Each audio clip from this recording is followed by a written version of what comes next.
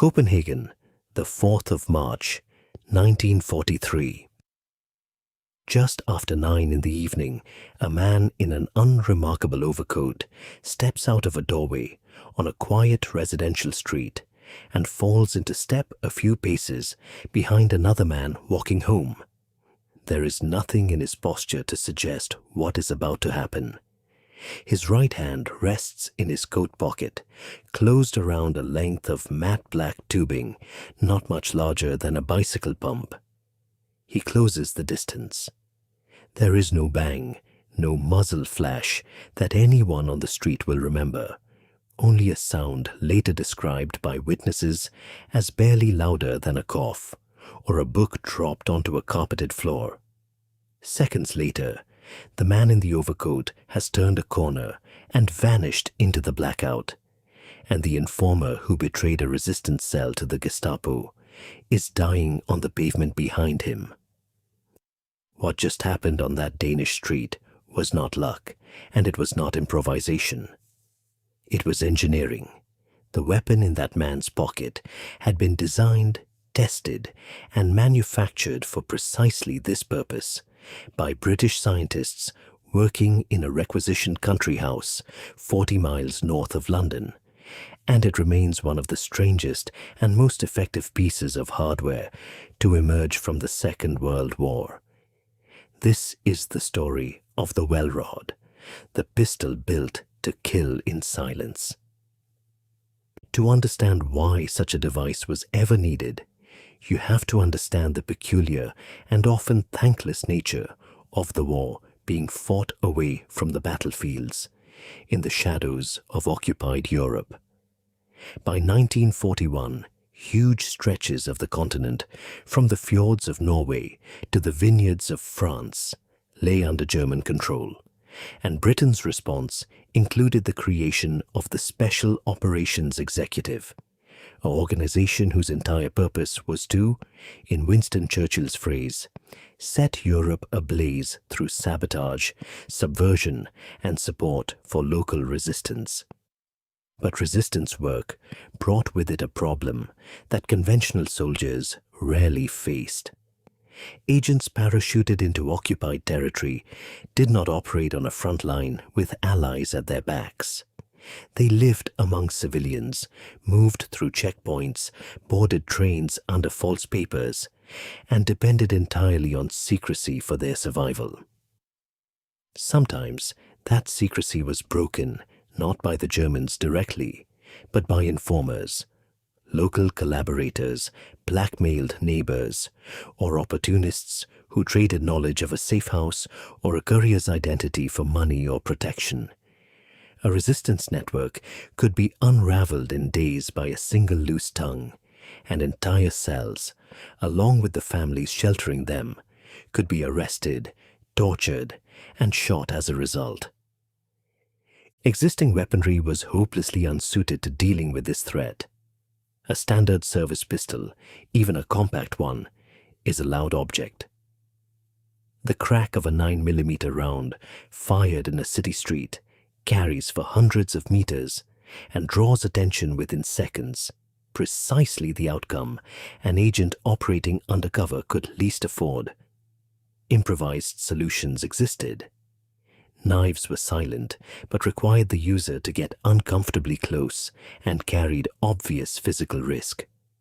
Poison was unreliable and slow, and required a method of administration that was rarely practical in the field. What was needed was something that had never really existed before in a standardized, issuable form. A firearm quiet enough to be used in a populated area without immediately alerting everyone within earshot. Compact enough to be concealed inside a coat or a handbag, and reliable enough that an agent operating alone, far from any support, could trust it with their life and the lives of everyone in their network. The problem was not simply making a gun quieter. Sound suppression technology in the 1930s was crude, bulky, and typically halved a weapon's effective concealability, by adding a long cylinder to the barrel that made the whole thing impossible to hide.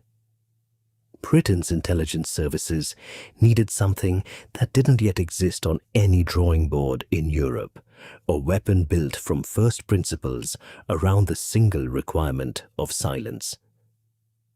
The task fell to a small and unusually eclectic team working at what was officially called Station 9, based at the Fryth, a Victorian country house near Welwyn Garden City in Hertfordshire that had been requisitioned by the SOE and turned into a research and development facility.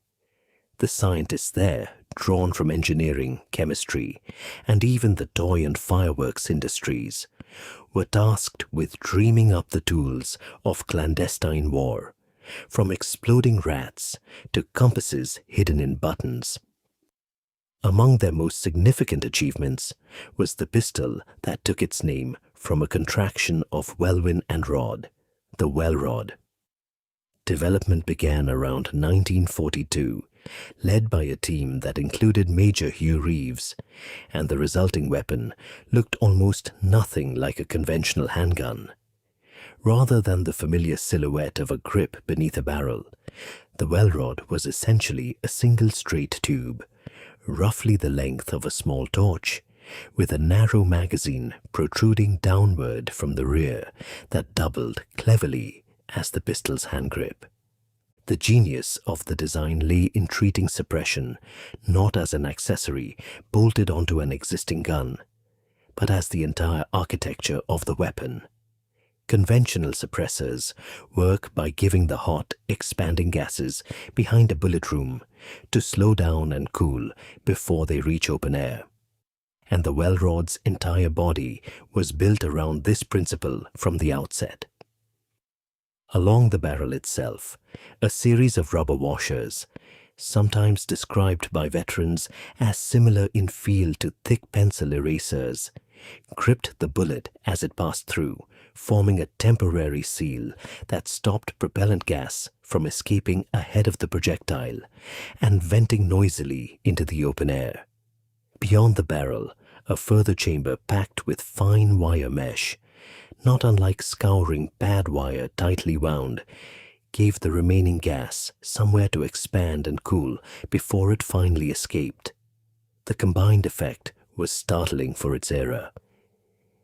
Independent estimates and period accounts suggest the Welrod's report was reduced to somewhere in the region of 70 decibels, comparable to a hand clap or a heavy book dropped on a table, a sound easily lost amid ordinary street noise or masked deliberately by a passing lorry or a slammed door. This silence came at a cost that the designers accepted without hesitation, because they understood exactly what the weapon was for. The Welrod was a bolt-action pistol, meaning that after each shot, the operator had to manually cycle a small handle to eject the spent case and load the next round, precisely the same mechanical action found on a hunting rifle, only in miniature. This made it slow to fire in succession and entirely unsuitable for a firefight. But a firefight was never the point.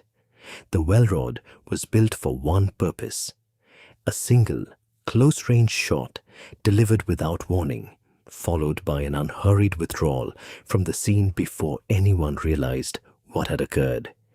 It was produced in two main calibers, a 9mm version and a smaller .32 caliber variant, weighed a little under a kilogram unloaded, and measured roughly 30 centimeters from end to end, short enough to sit inside a coat pocket or a shopping bag without an obvious bulge.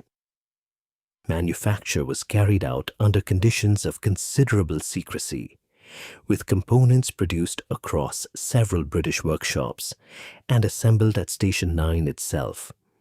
And because so much of the paperwork surrounding SOE weapons was deliberately destroyed or never created in the first place, historians still argue over precise production figures, with estimates for total numbers built ranging from the low hundreds into the low thousands, depending on the source consulted.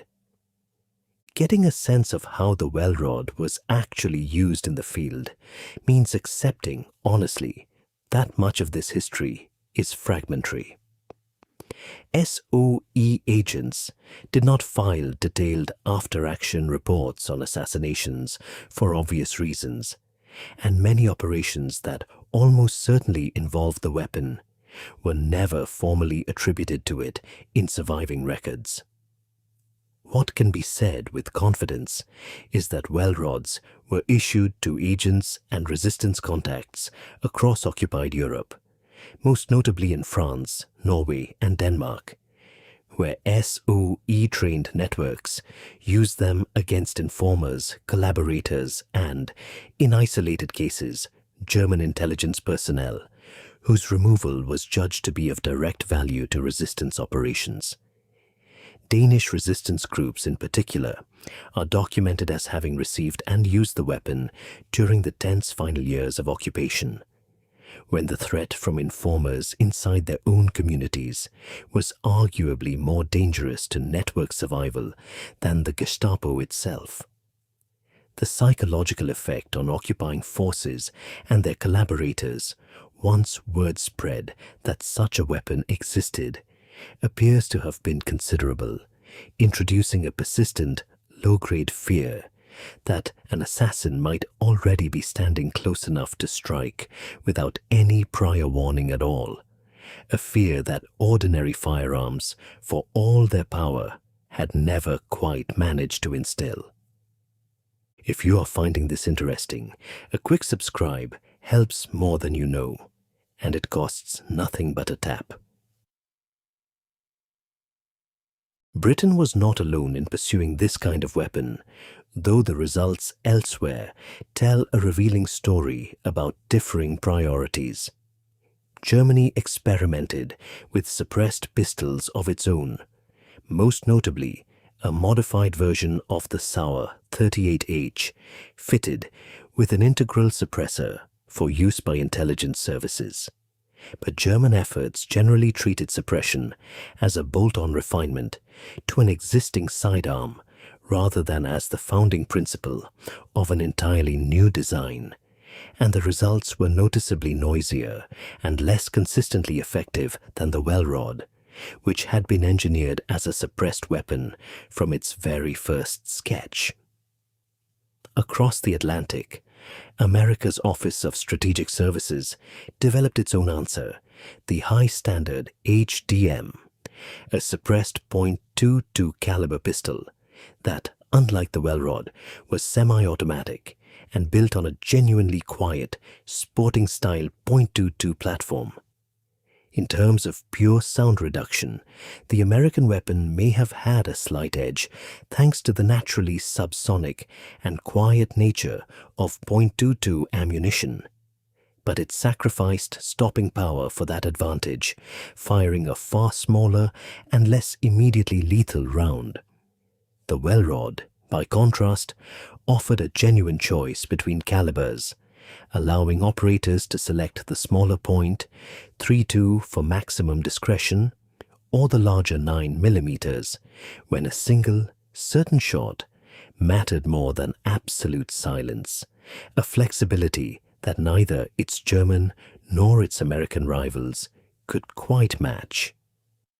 It is a testament to the Welwyn team's design that the basic architecture, a bolt-action, integrally suppressed handgun built around rubber wipes and gas expansion chambers, was studied and, in various forms, echoed by intelligence services for decades afterwards. Assessing the Welrod's actual historical impact requires a certain honesty about the limits of what can be known. It was never a weapon of mass military effect, and it did not decide any battle or campaign in the conventional sense. Its significance lies instead in something harder to quantify: the quiet removal of specific threats to specific networks at specific moments, interventions that cumulatively may have kept resistance cells intact for months or years, longer than they would otherwise have survived, and by extension kept alive the flow of intelligence and sabotage that those networks provided to the wider Allied war effort. Precisely how many operations it enabled and how many lives were saved or lost as a result is simply not recoverable from the historical record, and any documentary that claims otherwise is guessing. What is clearer is its technical legacy. The same design team at Station 9 went on to apply similar suppression principles to a suppressed version of the Sten submachine gun, and later to the Dalil carbine, a rifle so quiet it reportedly couldn't be heard beyond the room in which it was fired. And the Welrod's core engineering, rubber wipes, married to a wire mesh expansion chamber, remained influential enough that a lightly modernized version was reportedly still being manufactured for specialist use as late as the 1980s. Surviving examples can today be found in the collections of the Imperial War Museum in London and in smaller military and intelligence history museums across Europe, sitting behind glass as an object that looks, to the untrained eye, faintly ridiculous, a length of dull metal pipe with a strange handle. It rarely looks like what it was. Return for a moment to that street in Copenhagen, to the man in the overcoat walking calmly away into the dark. What he carried in his pocket represented something genuinely new in the history of warfare. Not a bigger gun, not a faster gun, but a fundamentally quieter kind of violence, engineered from nothing by scientists in a requisitioned English country house who understood that in the shadow war being fought across occupied Europe, silence itself could be a weapon every bit as decisive as high explosive. The Welrod could not win battles. It was never meant to. It was built to solve a single, narrow, desperate problem. How does one person, alone in hostile territory, remove a single deadly threat without bringing the full weight of an occupying army down on everyone around them? And in solving that problem, it gave hundreds of agents and resistance fighters a tool that let them fight back in the only way circumstances allowed, quietly, precisely, and just once. It was not designed to be seen. It was not designed to be heard. And for decades after the war ended, it was barely spoken of at all, which is, in its own strange way, the clearest evidence that it worked exactly as intended. A gun built to leave no trace has, fittingly, left barely one, except for the lives it quietly changed, one silenced shot at a time.